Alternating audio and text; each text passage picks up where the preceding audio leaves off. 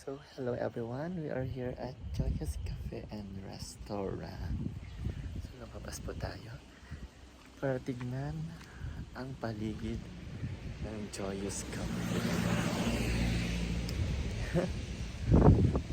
Dito po tayo nakasaan. Oh my God, yan. Bukas po tayo. Bukas po ang Joyous Cafe and Restaurant.